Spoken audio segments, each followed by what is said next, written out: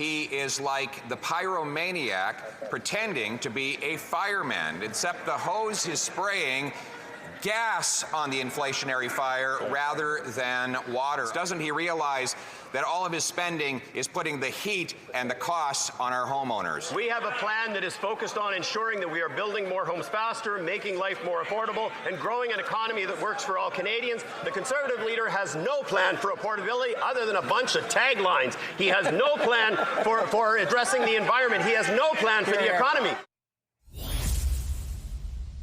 Exactly a week from tomorrow, the feds will unveil their 2024 budget, but it won't involve the usual amount of guesswork after a flurry of pre-budget announcements on files, including defense, housing, school lunches, childcare, and artificial intelligence. The price tag so far, almost $18 billion.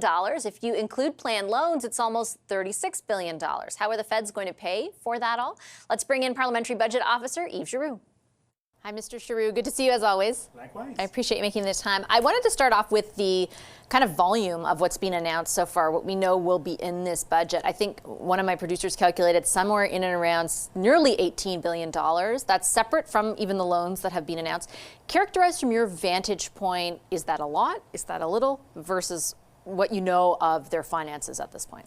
Well, it seems to be a lot, considering that there are still items that have been promised but not yet delivered on, and considering the fact that the Minister of Finance has committed the government to limiting the deficit to 1% of GDP by 2026-27, that seems to be a lot of money.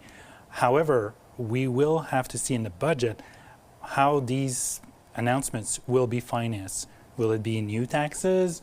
Will it be reduction in spending elsewhere?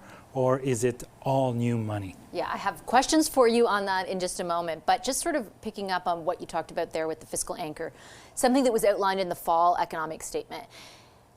Absent of knowledge of how much they're going to spend in total, what does that fiscal anchor limit, like inherently from your calculations? Well, it's about $6 to $7 billion in flexibility in 2026-27.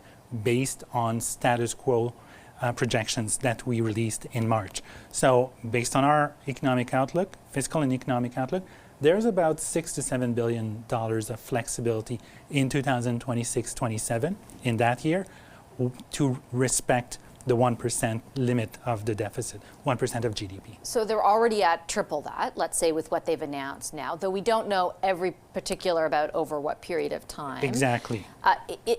Inherently, though, I think they're giving some sort of indication that it's going to be more than $6 billion in this budget. You mentioned that means either the revenue side or other spending has to be looked at. On the revenue side, the Prime Minister has ruled out new taxes for the middle class, but that's it. You've done some calculations on the possibility of a wealth tax. Mm-hmm. What did those calculations show you? Well, it depends exactly how you define wealth and the wealth that you want to tax.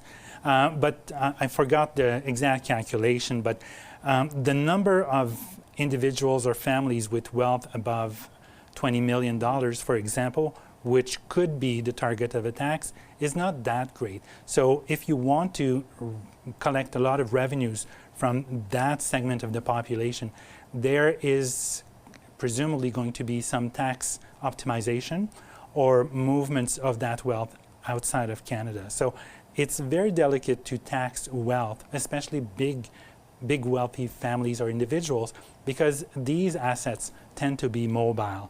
If you're targeting real estate, that's one thing, but if you're targeting stocks or other other assets that are not tangible assets, it's very easy, well, relatively easy to move them out of the country. So it's not necessarily a sure thing when it comes to raising revenue? No, the elasticity of that tax rate is quite great. So you can lose more than, not lose more, but you can raise fewer revenues than you expect because of the fluidity in capital markets. What about the prospect of something that's been bandied about, excess wealth or excess profit, an additional tax on corporations? What are your thoughts on how that tax could work?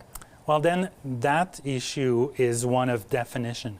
What do you consider normal profits and what do you consider excess profits? Because profits can be high in one year for cyclical reasons, or it can be timing of revenues versus expenses issues.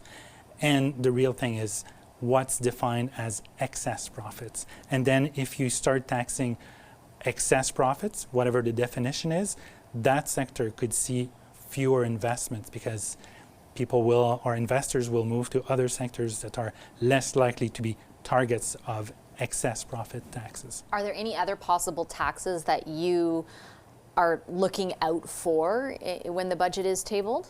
Not necessarily for taxes. What I'll be looking for in the budget is how all these expenditures are going to be financed. That will be my main focus. Whether it's taxes, we'll see, or whether it's reduction in other areas. So that will be the very important thing for us to keep an eye on. And just finally, I wanted to ask you about whether or not this new spending will be inflationary. Because you talk to, for example, members of the government who say, look, we're making investments.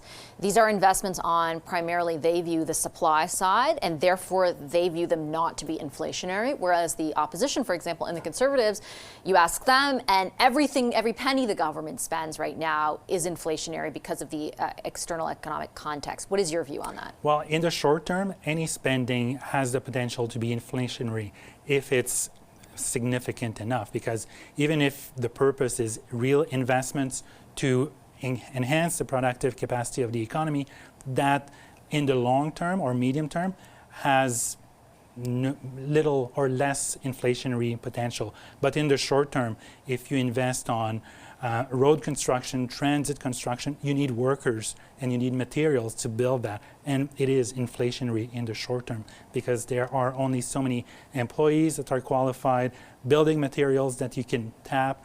So it has potentially, depending on the spending, but generally speaking, inflationary potential of spending is there regardless of the nature, but some spending has purely an inflationary power.